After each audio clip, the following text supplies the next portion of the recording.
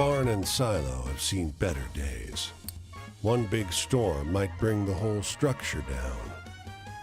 A man hollers, "Ken? Ken? I know you're here, boy." He sees you and lopes across the field toward you. "You seen a boy around? About 14? He sighs. "My boy is missing. I haven't seen him since last night." He swallows. "He ain't the type to run off, neither. Can you spare a minute to help look? I'm worried sick." The interior of the barn is dim, even with the great doors thrown open. You check the animal stalls, but find nothing. As you look up to the loft, you spot a gap in the roof. A bit of cloth hangs down. Perhaps a shirt. You climb the ladder and make your way across the roof. A trail of empty beer bottles leads you past a discarded shirt and to the base of the silo. You climb up. There's a hole in the silo roof, a rupture where rotten wood gave way under something large. You maneuver your way along the edge, keeping your weight off the rotted panels. You poke your head inside. He's there, half submerged in the grain. He's been dead for half a day at least. The man's waiting at the bottom of the barn ladder. "Anything?" There's a spark of hope in his eyes. He chokes back a sob. "I told him not to go up there. I told him." He looks up at the tower, then turns to you, tears tracking down his grimy cheeks. "Why didn't he listen?"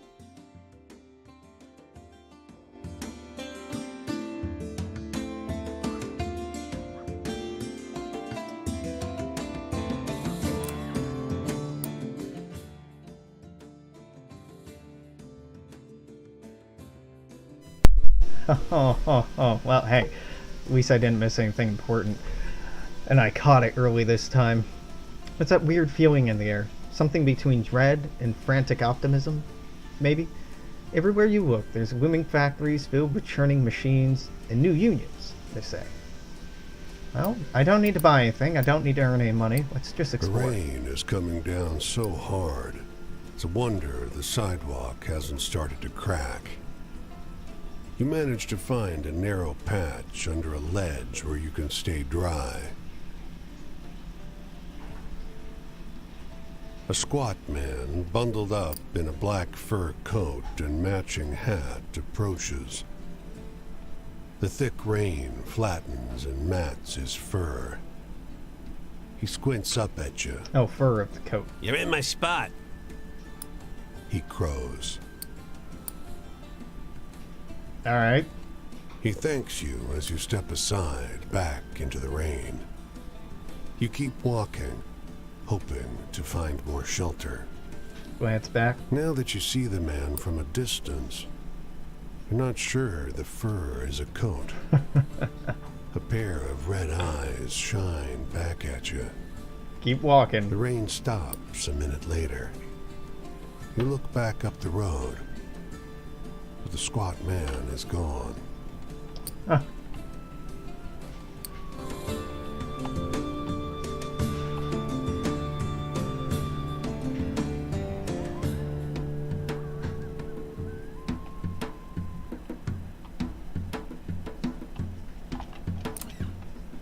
The storm swept in just before sundown, heralded by a purple sky and electricity in the air. You sought shelter alongside a grizzled farmer. All he can do is pace, muttering to himself. "Can't just stay here. You catch. Gotta find her."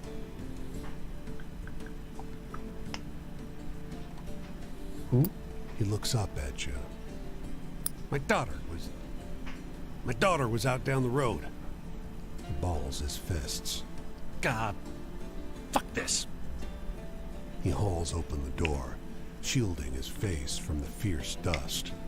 He runs out into the storm. No, let's try and help him. The dust scours your skin, and razor winds whip at your clothing. You struggle for breath. The maelstrom has turned the world murky red. You don't see the farmer. Keep going. You press on through the storm. You see the farmer up ahead. He's on his knees. A great, dark shape made from swirling dust looms over him. Shout a warning. You manage no more than a cough. The dust thing engulfs the man in his body. The storm whips faster. You can't breathe. You have to get back to shelter. You make it to safety, but don't manage any sleep. Storm settles in the early hours. You find the farmer laid out in the street, his corpse a shriveled mass. He has one arm stretched out in front of him, as if to crawl. Oh yeah, well that's heartwarming. Monster in the Maelstrom.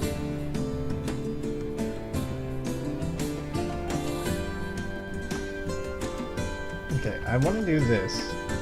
I want to hit up whatever this is first.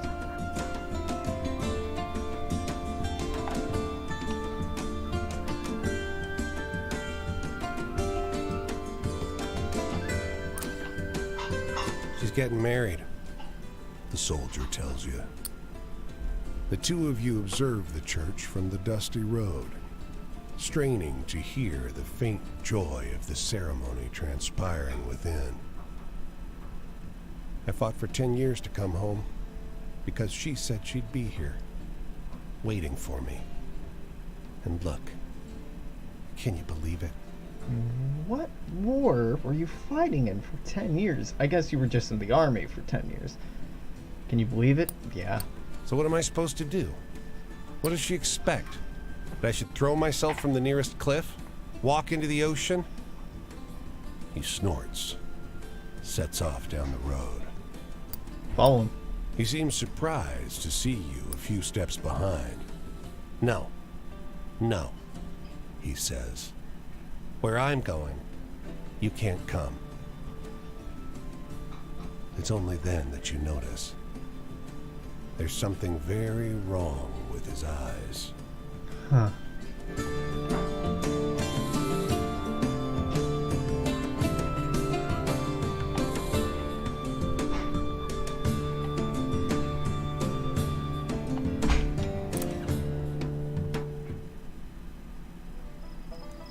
Quinn, Chapter 2.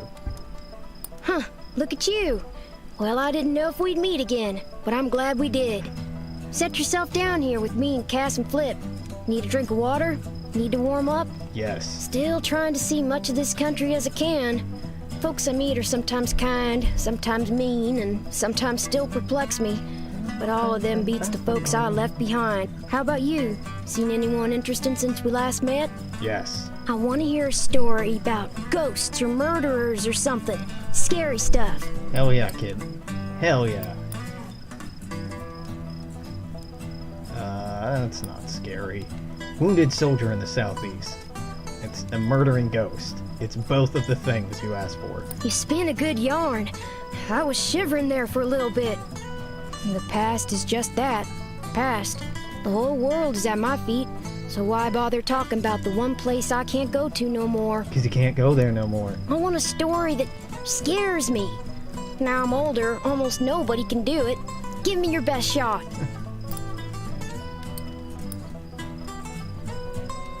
Man who heard his death approaching. I don't know if this is scary or not, but it seems strange. So, I don't get too much out of tales that are so cheerful. That was Not happy? enough excitement for me. that's supposed to be a happy story? Huh, the What the future. fuck? I suppose I'll just keep heading west. California sounds mighty fine, and most everyone is heading that way anyhow.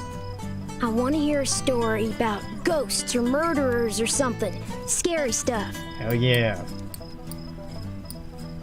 Murdering twins down by St. Petersburg. Wow, that's the stuff, stranger. Spooky campfire tales are my favorite. There you go, talking about family. Like I said, don't need nobody but my dogs. Flip's still a little green. Found him starving and angry by the roadside a few months back. You've told He gets us riled this. now and again, Yeah, but he you've don't do told us nothing this. too bad if you just wait and let him get it out of his system. He's good to have around most times, and Cass sure seems to enjoy the company.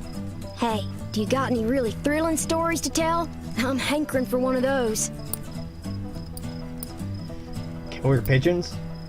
That thrilling?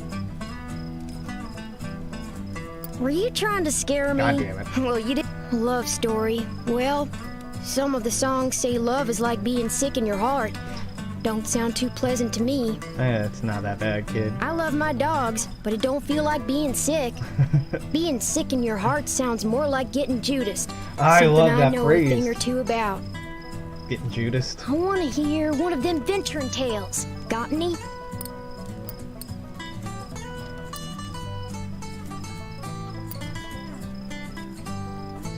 House that only appears when thunder strikes? I don't think that's venturesome. Adventure.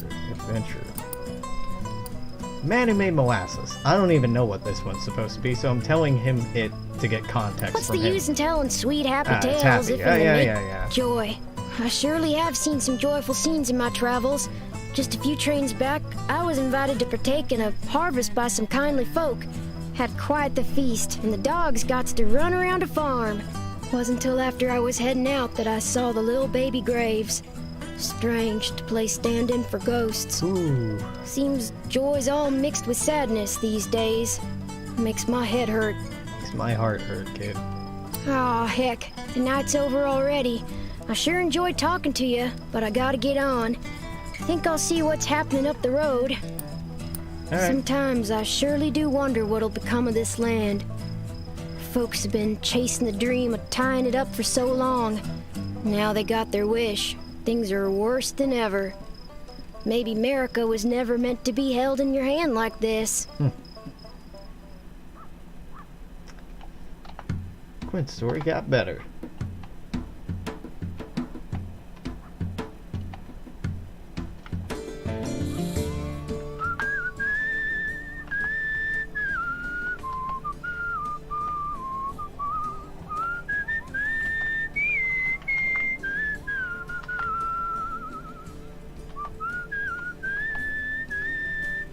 I really like that so many of these characters were written by different people. Now, that's probably the case in most games, but that they credit the authors makes me very happy. Deep in the fields, you come across a group of young men clearing weeds and sod from a roadside plot. Pitchforks flying, weeds dying. You almost don't notice that the dark lump beside them is a dozing boy, lying smack dab in the middle of their work. There's an odd frenzy to the way these boys are ripping the sod apart. When they notice you approaching, they jog over and stand silently between you and their sleeping comrade. Is he not sleeping? The youths share nervous looks. The oldest steps forward. Get going, he blurts, leveling a pitchfork at your gut. His hands are shaking. He seems serious. Your friend okay? You step closer, and the ringleader loses his nerve. He died, he blurts. He was sweating and crying, and he just fell over. They won't come get us with the truck till sundown. Heat stroke? You realize now that the sleeper's been posed. The ashy shadow on his face wasn't cast by a tree.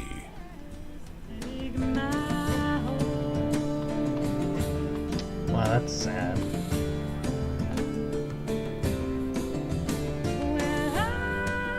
And over here is the vast ocean of where Canada should be.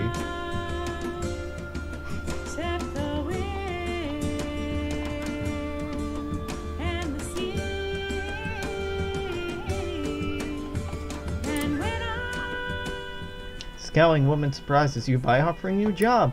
Help me fix the damn pump and I'll show you stuff you so full of pie you can't move, she barks. She's got a permanent frown like a cow shat on her shoes, but she's a fast worker and a quick wit. And her pies, phenomenal.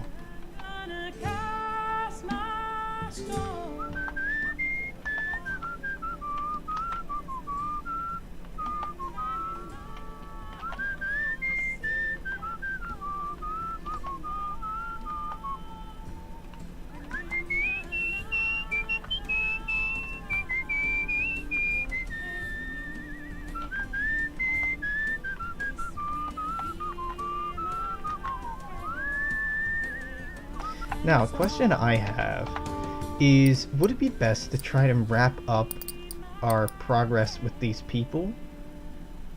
I don't know how many chapters they have each. Like, Jimmy, we have it on chapter 3 and it's still showing like half-eyed. Mason, into chapter 2, pretty wide-eyed.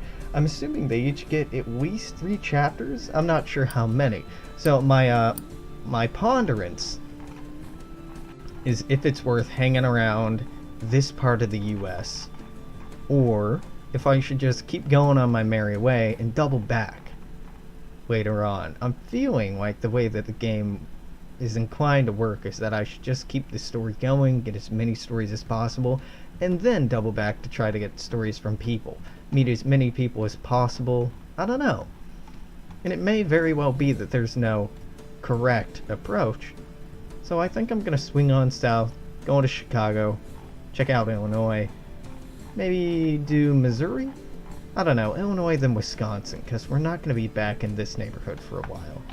All the same, it involves going south. So let's do that.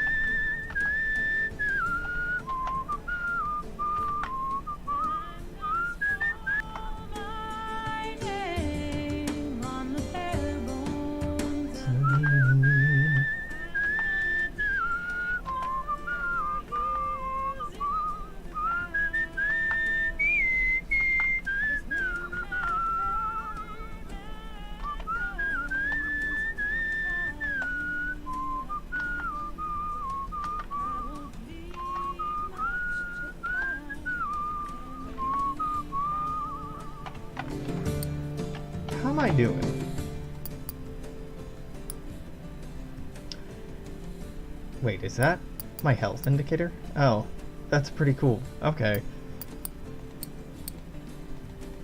Yeah, I think we're doing alright. Let's keep going over here. Check out this dude.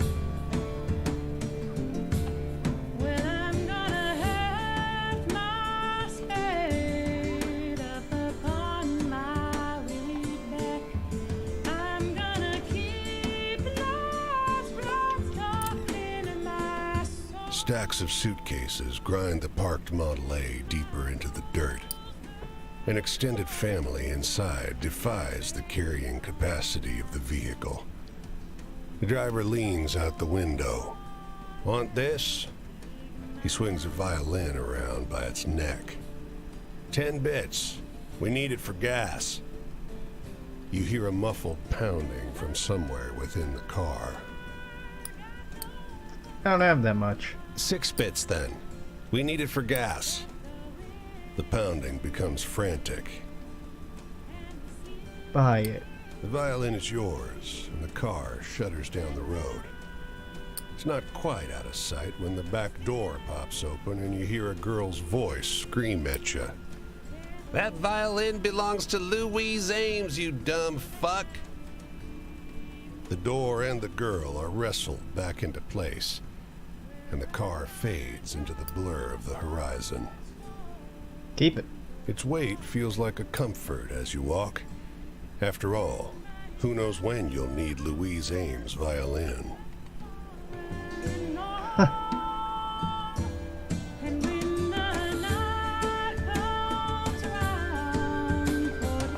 Yeah, I imagine we'll probably meet people of Hispanic descent once we're in the Southwest.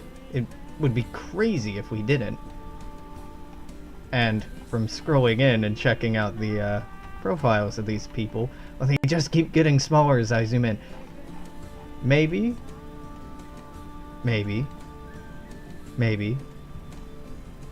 You look fairly white, but you could be Hispanic.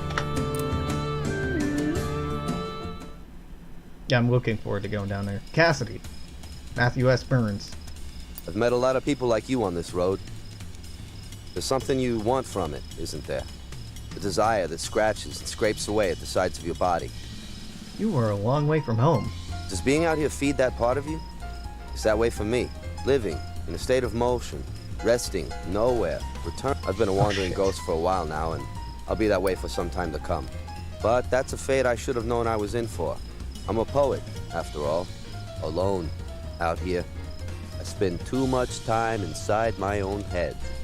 Can you tell me a hopeful story to lighten my mood? I think so. I think so. None of these are hopeful. This is happy. You want a hopeful one, huh? Hopeful.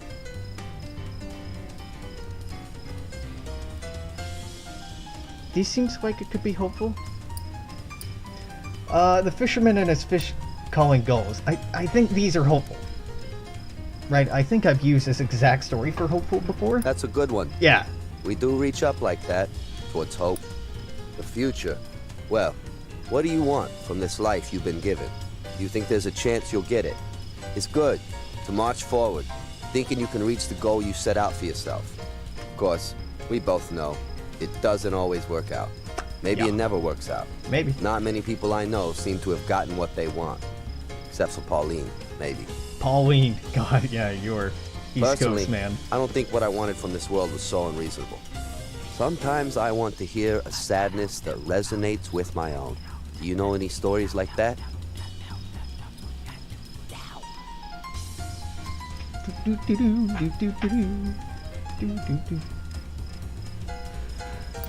Sad story, tragic story, huh?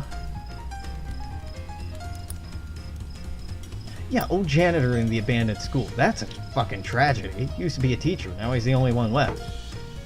The tragedy in that story, it's real. Have you ever tried writing poetry? Yeah, I have. The past haunts me. Every day I think about how things used to be. There was a time when it felt like Silas and I were inseparable. My poems, his books, we were part of each other's ideas. Now, I don't know how to describe how much I've missed that voice. His voice. Imagine that. A poet at a loss for words. The one thing I thought I could do. Just gone. I need an optimistic story right now. Something to put a smile on my face.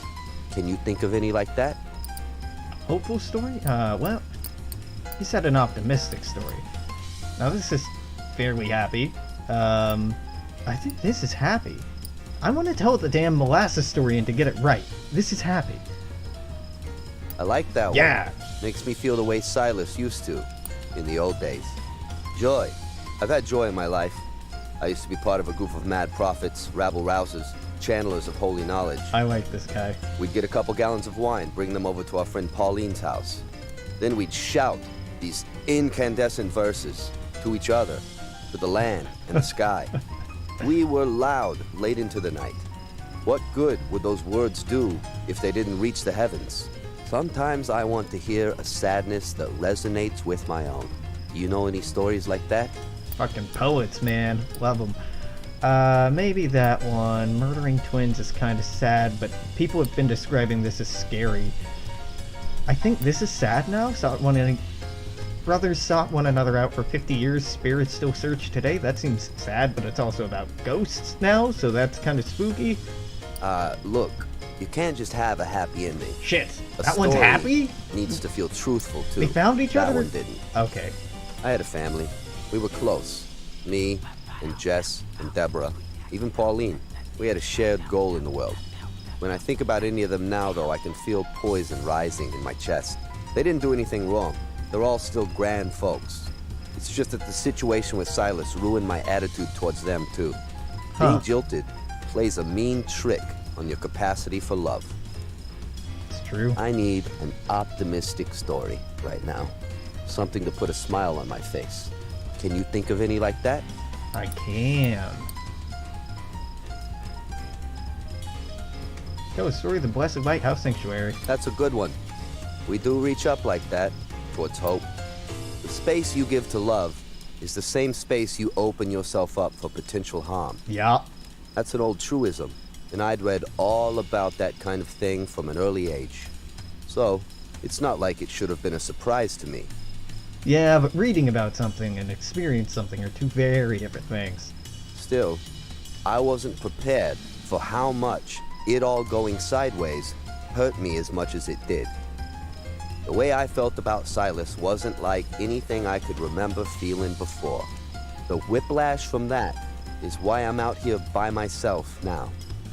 Yeah. I miss the old group. I really do. I still have that image in my head. Pauline's house, the poets, Jess, me. But on top of them all, there's Silas. In my memory, he looms, he haunts. You ever meet someone so far above everyone else? It's like they were from a different plane altogether. That was him. A divine presence among normal human beings. Silas was part of the group, but at the same time, he wasn't. He was better than any of us. Wiser, gentler, stronger. We all held him in respect. We were in awe of his power as a writer, in reverence for the beauty of his soul. I still love him. Look, I'm headed out this way. If you find yourself out there, maybe we'll meet again. All right.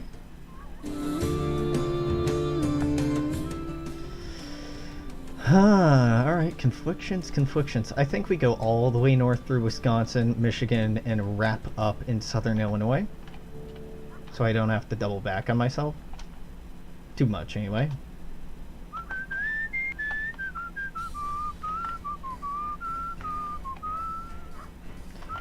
I think it's an East Coast accent. I don't know, it might also be a Chicago accent. Here. Can you find her? It might be His Chicago. voice is soft, cooling. He's lowered himself down so that his head is level with the two blonde-topped boys next to him. Can you find Grandma? They're pulling ears of corn off stalks with uncommon gentleness. Oh, I'm watching There this. she is. He points to a specific cob. It's enormous, but otherwise unexceptional. We gave her back to the corn, and now the corn has given her back to us. Oh, man. All right. This one's not for eating. The man continues. No, this one we keep. Come on, boys. We better get home before dinner time. Harvest starts tomorrow. Hide.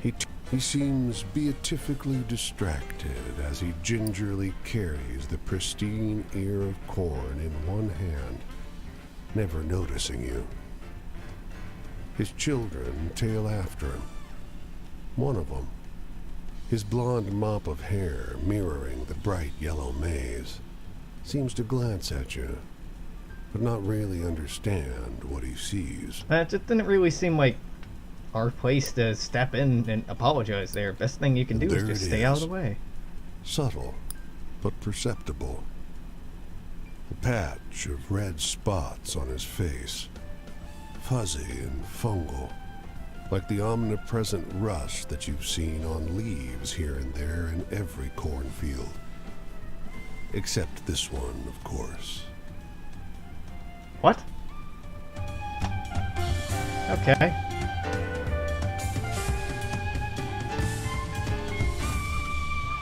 I mean, he's from near Chicago, so probably it's a Chicago accent. This fella's lounging in front of a half-finished office building. Rick was telling us the story. Listen, okay? You tell us if it's bullshit or not. Rick, a credulous-seeming fellow, starts telling a story about a White House lamp which would only burn in the presence of true love. Realize it's the story of a blessed White House sanctuary? Yeah, it's not bullshit. Half the group groans. How the hell is that supposed to be a real story? Explains the man who waved you down. You're all the most gullible pieces of shit I've ever met. The other half of the group, vindicated, shares a bottle of pop with you.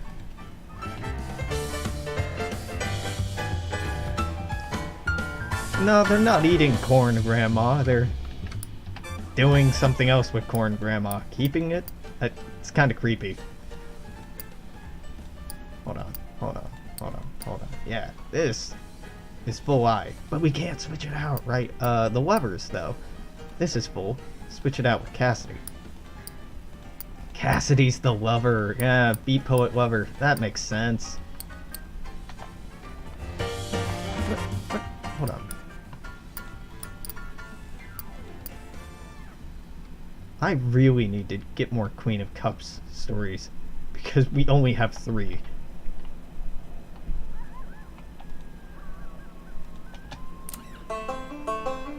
The Twisters touch down in a cornfield, fence posts flying in its wake. A huge black stallion charges toward the tornado. On its back, The cowboy whips his lasso through the churning air, nearly matching the twister's speed. His wild laughter carries on the wind. God damn it, Bill! Another man hollers, clapping his hands to his hat to keep it from flying off. Quit being a damn fool! The man on the horse turns toward him and flashes a beatific grin before digging his heels harder into the horse's flanks. Nah, I gotta watch this. His Stetson goes flying, caught by a gust. He doesn't seem to notice. He barks a single yee-haw as he stands in the stirrups, leaning into the whirlwind. In a moment, man and beast are enveloped in the storm. All you can hear is Bill's wild laughter. Yep, time to move on. Bill, cowboy, rode into a storm. I think the sensibility that it would better honor the dead to eat the crops that they fertilize definitely borrows from certain cultural sensibilities, but there's... it depends on the cultural context, I guess.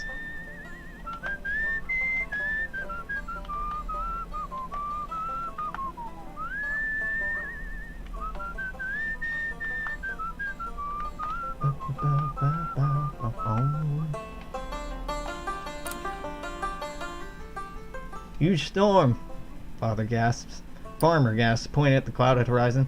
We gotta get produce indoors before the fields wash out. Can you help? You and his family strip the fields of vegetables. When the rain hits, you're all safe inside. You got some coins in your pocket. I doubt there's anything up here in this bit of Michigan, but I'd be ashamed to not look.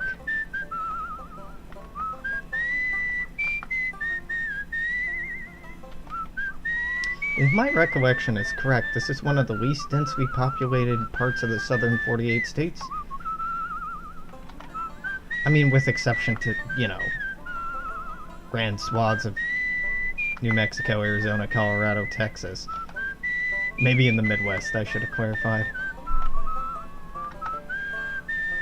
It's not that there aren't people that live up here, just not a lot of them.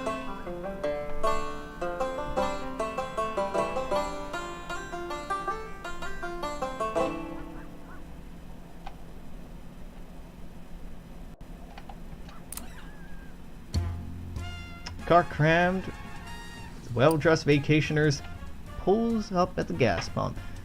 Fill me up, will you? Driver draws a thickly transatlantic accent. You oblige, he tips pretty well, then drives off down the road, fine leather bags bouncing and rattling on the roof.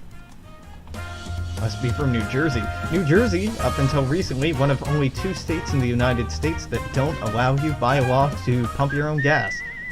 The other, until I think this last year, had been Oregon. But when that Oregon state law had been called into question, all kinds of native Oregonians were freaking out about, like, oh god, how could you pump your own gas? Isn't that, like, dangerous? It's a flammable material. Like, you should have a trained professional to do that. And bless your sweet hearts, Oregonians, but to the rest of the United States that don't have that going on, you sound like fucking crazy people. It's not like you're handling liquid nitrogen or anything like that. Gasoline's relatively stable. In fact, you need to put it in a combustion chamber for it to explode in a useful way.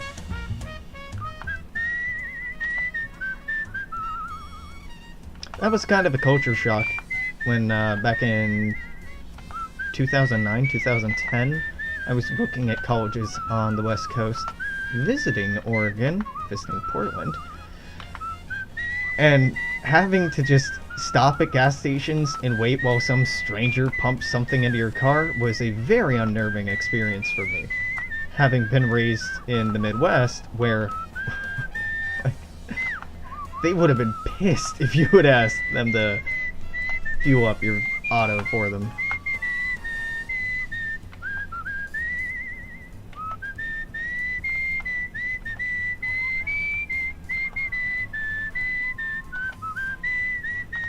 Like, hello, random stranger. You want to do some menial manual labor for me?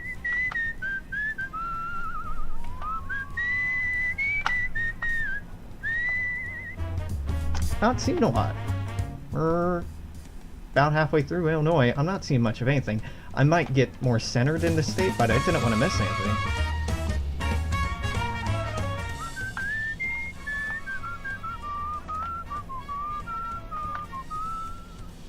Though, truth be told, Illinois is very similar to Indiana and the rest of the Midwest in the respect that there's a lot of farms.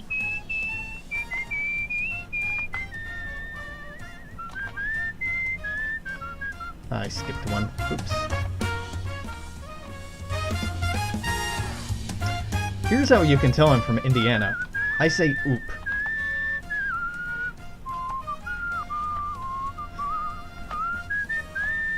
For the most part, my accent's not that placeable in any specific geographic location beyond vaguely the eastern half of the United States. But when I go oop, when I drop something, that very much places me as somebody from the eastern part of the Midwest. Or, I guess, this part of the Midwest. Or ope. Ope gets me too. Oh. That word. Apparently not common outside where I spent most of my younger days. Or at least, I've been led to believe that. Let's hop over to St. Louis. St. Louis is very pretty. Never gotten out of a car in St. Louis, but I've driven through it at least a dozen times. A quarter of the folks in this state are jobless. They say St. Louis is home to America's largest Hooverville. There you find homes, churches, food shelters, built of loose boards and metal scraps. Hooverville is named after J. Edgar Hoover. They're homeless camps, more or less. He got their namesake because, well, people were of the opinion that it was his fault. Ooh, ice cream float. Yeah, let's buy that. Got our energy, let's earn some money. Wander the streets looking for a way to make some cash. Let's look for work. Starts to rain. The kind of torrential tree stripping kind of ways. Oh, hey! The umbrella man again. Yeah, I mean, I might be wrong about Ope, but I'm pretty sure it's a Midwest thing. Yeah, I'm in. Oh, wait, it hurts our health to do this. Oh, well. But our health is still fine. Explore. It's nearly Christmas. Many are drinking liberally. A man staggers up from a downstairs bar and falls over the top step. Help me! You can barely hear his voice over the traffic. For God's sake, help. Alright. People tut at the man's drunken state. A woman tosses a coin at him without even looking. The drunk clasps at his gut and looks straight at you. Help me. Please. He lifts his hand from his stomach. His palm is red with blood. Help staunch the You bleeding. press a cloth on the wound, and he hisses with agony. Another man strides up the stairs, laughing. He looks at the bleeding man, sweeps his Stetson off in a theatrical bow, then turns to you. You best mind your own. Stay. He steps forward, smiling toothily. He twitches his jacket up and rests his hand just above a pistol. Good evening to you. Tipping his Stetson in a gesture of farewell, he walks fast, but not fearfully, and does not look back. Now let's help the The wounded bleeding man. man collapses into a fetal position. His clothes are saturated, and a bloody puddle has formed around him. There's nothing you could have done to save him. Ah, You could speak to the police, but you didn't see the killing blow. gunshot man left to die in the streets of St. Louis. Alright, since we're in Missouri, we've already been through Arkansas, so we can sweep through southern Missouri, make our way up to northern Missouri, maybe breach on into Iowa.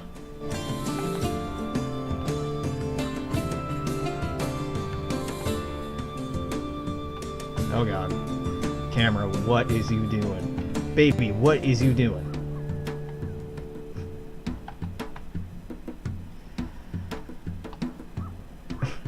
Getting real jittery on me. Is that the AA, maybe? Turn it off. VSync, off. Nope, still doing it.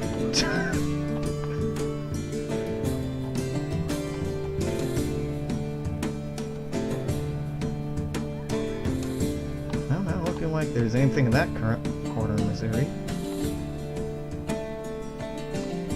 Or in this wide old corner of Missouri.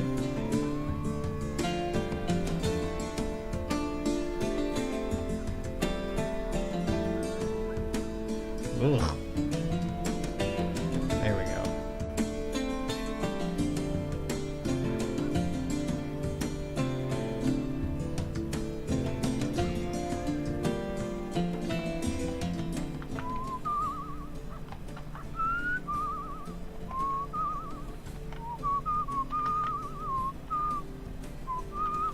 No, we are not going to Oklahoma. I also have family in Oklahoma. Not going there, not going to Kansas. Now we going way back up north. Going to Iowa. Ooh, Kansas City, though. Forgot you were here.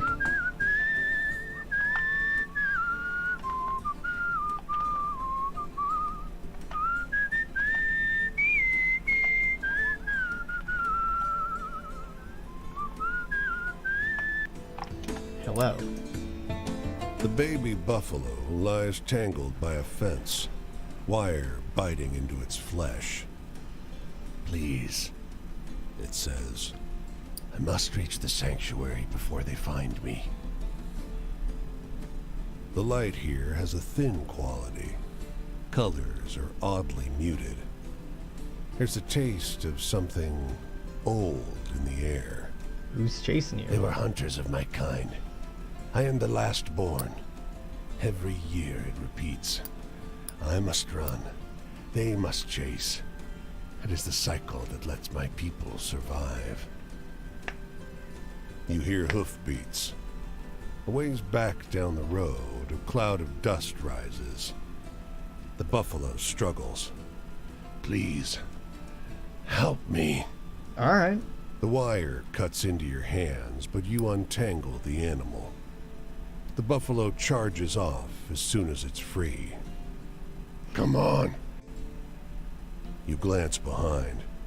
A trio of riders emerges at the head of the dust cloud. Follow the buff. You run alongside the buffalo. Not far. It grunts. Just ahead. You see the boundary, a line of rocks that mark the border, but the hoofbeats sound close. The ground dips, and the beast stumbles and falls. I'll be on you any second.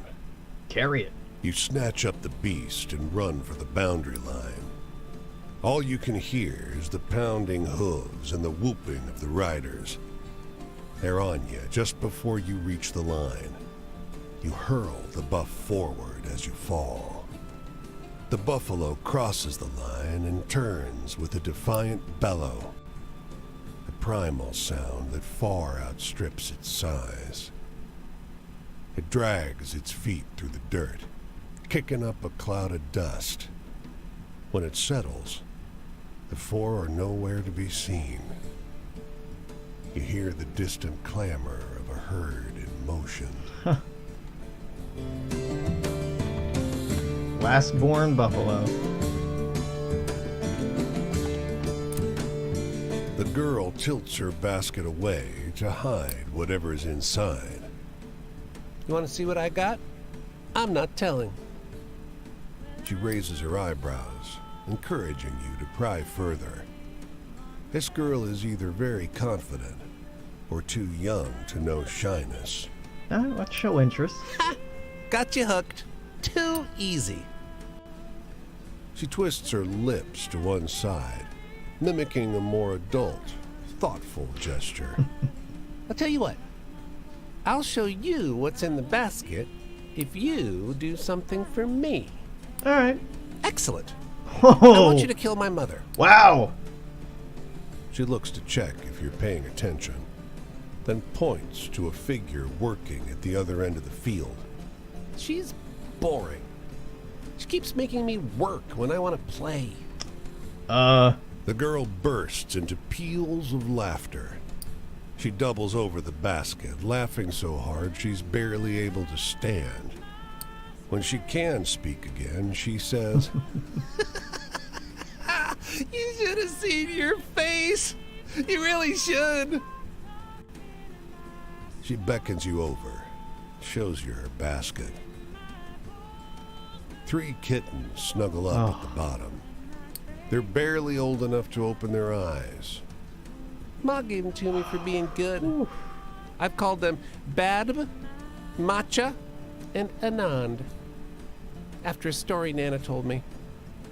She preens. I'm very clever, you know.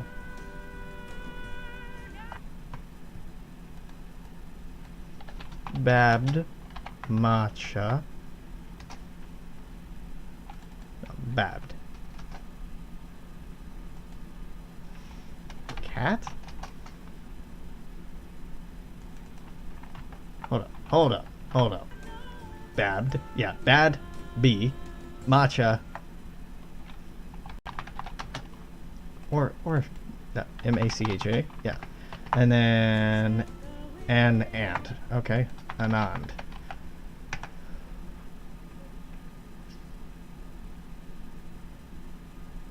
Oh. Matcha was a sovereignty goddess of ancient Ireland associated with the province of Ulster, particularly with the sites of Navan Fort and Armagh. Or Emain Masha and Ard Masha, which are named after her. Several figures called Masha appear in Irish mythology and folklore, all believed to derive from the same goddess, said to be one of 3 sisters known as the 3 Marigna. Like other sovereignty goddesses, she's associated with the land, fertility, kingship, war, and horses.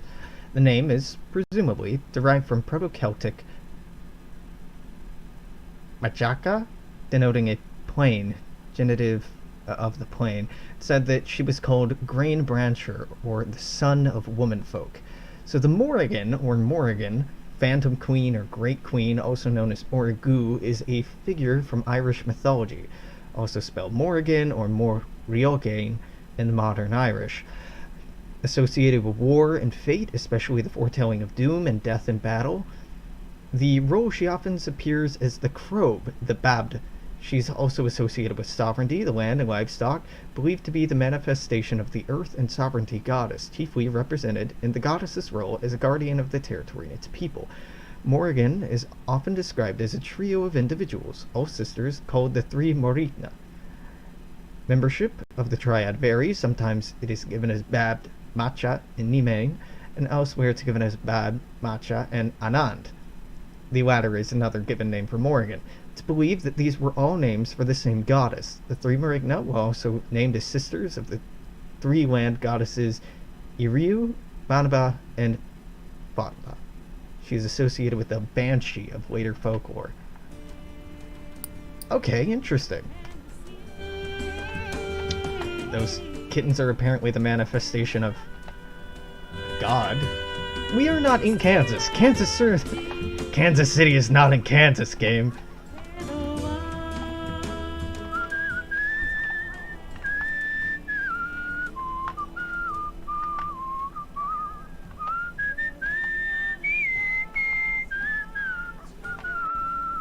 Makes sense to carry over folklore from where people came from. That's why a lot of old world or European myths made it into the American mythos, but changed, modified. In the same ways that we took myths, legends, traditions native to this continent when we came here and integrated that into our mythos as well. It's actually quite a common thing for multicultural or imperial societies to do. You want to look at Rome and the changes and adaptations to their faiths and myths over time.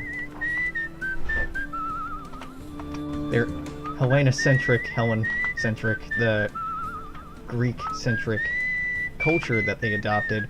Ain't none of those gods from the Italian peninsula.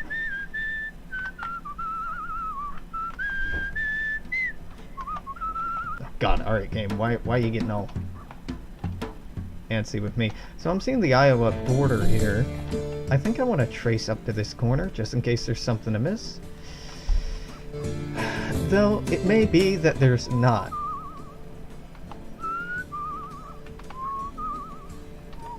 Well, we'll see sooner than later. If there's not, well, I'm already seeing stuff across the border, so the temptation to cross is growing higher and higher.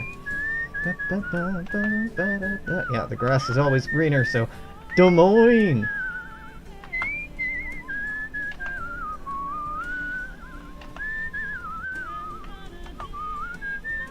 I'm starting to get a pretty decent feel for how far things are and how far I can walk in an hour in this game. This club is quiet and cool and open 24 hours. So you slip into a booth near the back where it's too dark for people to see you haven't bought a drink. Up on stage, a slight little man approaches the microphone. Hope he's a good singer. He utters a long, sustained series of low, loud notes. Dissonant, like a song stretched out and slowed down. Your heart races. Crowd murmurs and bristles. The walls seem to shift uncomfortably too. Sing something happy! Someone shouts. Now let's see where this goes. Half the room bails, but you grip the edge of the table and lock eyes on the singer. His next song is even slower and deeper. Your eardrums ache and your eyes water. A waiter struggles unsteadily across the room. Someone in the back shouts, Stop it! No, stay The seated. singer continues, and you lose track of yourself between the notes. When he finishes his set, you startle awake and realize that your face is damp with tears. The room is empty. The singer's looking at you, smiling, arm extended, an invitation for a solo. Hell yeah! He sits in the front row. You sing. Well, something. You haven't heard it before, but you know the words. And as you sing, a radiant satisfaction grows and grows at the center of your chest. Your eyes tear up, and you hit a triumphant final note. Love. Song about love. But suddenly, the singer is gone. Your ears are ringing, and there's a waiter shouting for you to leave. Out on the sidewalk, everyone's losing their lunch. But you feel strangely warm. Love. A song about love. Too bad you can't remember the words.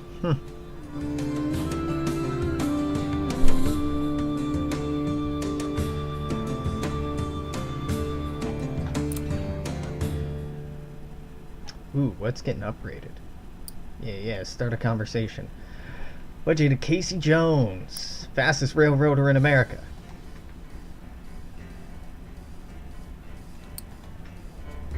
Give me a better version of Casey? I'm alright with that.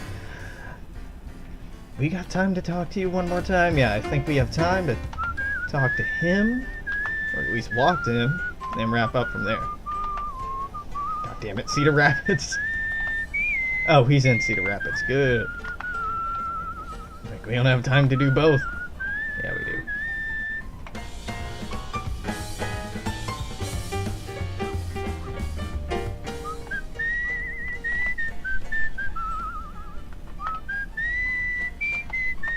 Now we're tired and hurt.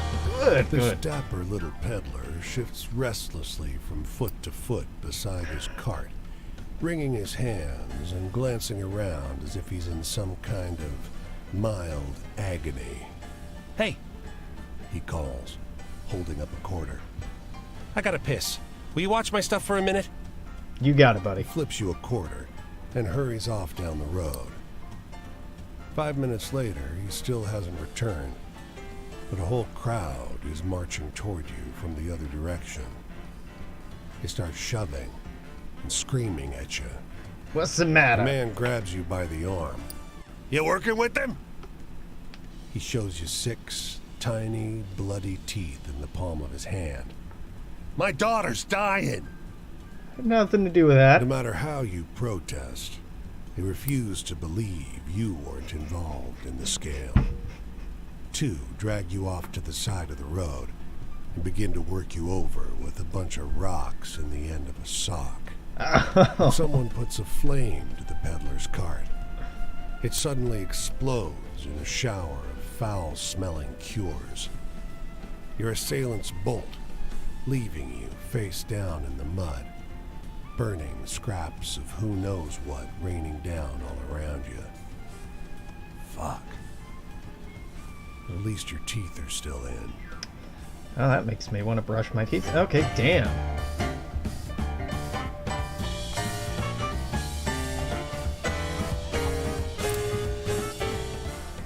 Okay, what story are you making better? Ah! The tale of the superhuman strength of the happy new grandfather.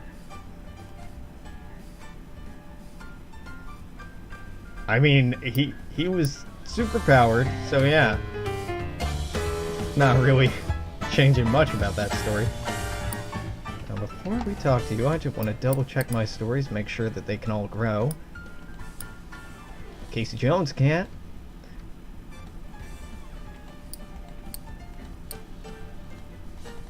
Brothers, we still can't replace. Alright, great.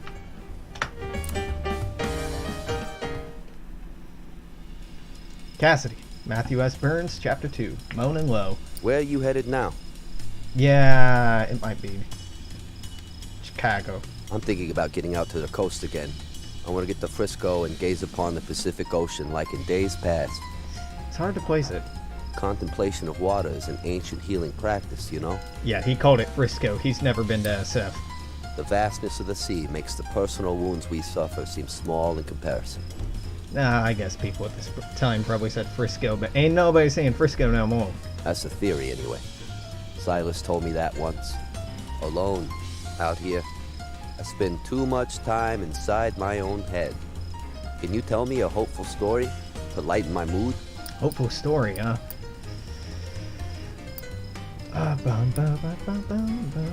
Hold on, this was called Hopeful before, so let's do the man who heard his own death approaching. I don't find this hopeful, but That's a good one. that's we do hopeful, reach up apparently. like that towards hope. What's in my future? Well, even the most alert people still fall into pits. So you're not alone if you're casting around, wondering how to pull yourself out from the muck and the slop. In my case, even when I did get up, my mud-covered eyes prevented me from seeing clearly. So I tumbled into the next ditch. I suppose I'll just keep doing that forever. I don't know, he sounds East Coast to me. For some reason, I'm thinking like... He doesn't have a Boston accent, but it's sounding Bostonian. It's sounding from that region for some reason. I don't I know need why. an optimistic story right now. Something to put a smile on my face. Can you think of any like that?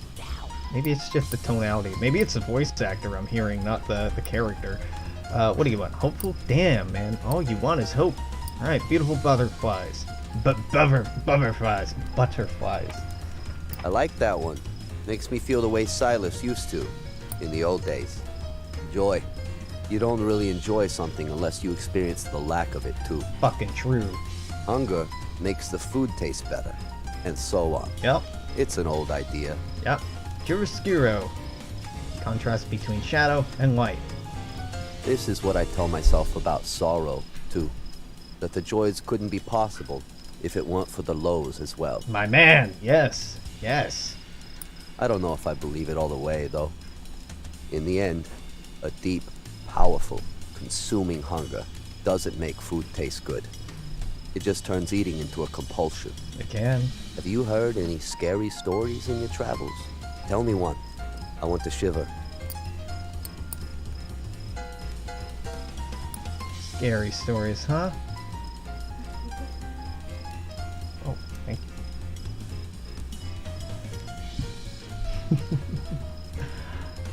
This is scary. I thought we already told him this one. I don't always like the spooky ones, but you told that one well, looking back at the past. Well, it's just like reading a long list of times I was a fool. Here's an example. Pauline used to write too. Silas and I agreed she wasn't particularly talented. So she stopped writing. She tried too hard to sound like the writers we adored back then. The attempts were so stodgy sounding I called them the Pauline epistles, which made Silas laugh and laugh. Back then I thought I was so high up, so secure, Oh, speak my but language. in the end he still chose her over me. Oh shit! I need an optimistic story right now. Something to put a smile on my face. Can you think of any like that? Optimistic, huh? You've been running me ragged of optimism. The horse one, isn't this one supposed to be happy? I don't know, he loved this very special I don't horse. think I'm in the intended audience for that joke. Yeah, it's a joke? The horse is a joke? Is love a spiritual failing? Silas was interested in Zen, and sometimes he would talk about cutting off desires, breaking away from attachments to forms. The irony isn't lost on me that I've failed so completely at this, especially as it regards him. Is he so spiritually accomplished that he can do that about me? That's not spiritual accomplishment, Does he man. just sit there in his perfect meditation, feeling no desire, needing no one? If so, then why is he with someone right now? Sometimes I want to hear a sadness that resonates with my own. You know any stories like that? Hell yeah, I got some sad-ass stories. Murdering twins, family, trickster, stabbed and bleeding bull near Chattanooga seemed pretty sad to me. But I don't know it to be sad. Yeah, the story of negligent parents who fling their dead children onto trains to hide the bodies. If you don't find this sad, I don't know what the fuck you're gonna find sad. That one There we go, good. was like getting locked out in the cold with nothing but your sorrow. I liked it. When things change, trying to understand that something is truly lost is difficult work. Yeah. To think, I didn't mean enough to Silas for him to want to stay with me. Or his fear got the better of his desire and he settled for something he didn't want instead. Yeah. Or I meant nothing to him anyway. It was all a lie. These things do a number on me when I'm out here on my own. I suppose after a while I'll start to realize how little I can change and accept myself as an uprooted poet howling unheard into the winds, seething with anger and pain, Yeah, but there's a place for that in the world. exiled to a little island of suffering surrounded by storm clouds. Been there, my Really man. just a sad little bum that nobody cared about. Yeah. That sounds about right. Yeah, it does. I've gone on long enough. Next, I'm traveling out this way. Keep an eye out for me if you find yourself over there. Hell yeah. Dude, Cassidy. My man. Alright, well, that's it. That's the end of hour 3, so I'm wrapping up here. Nope, gonna fight the urge to go do that story I'm seeing right there. Thanks for hanging out. I'm gonna be streaming more of this. Not tomorrow, because I'm working tomorrow night. So close at midnight, so not happening. Maybe Saturday? Not Sunday. Well, we'll see. I'm sure I'll spam social media when I'm streaming. If you're watching this on YouTube, however, it doesn't really matter when I'm streaming it next, right? So, stop by again tomorrow for some more of this and some more of something else, I'm sure. Till then, make sure to comment, share, like, subscribe, all that silly shit. Had agree. Till then, toodaloo, take care. I'll see you next time. Bye.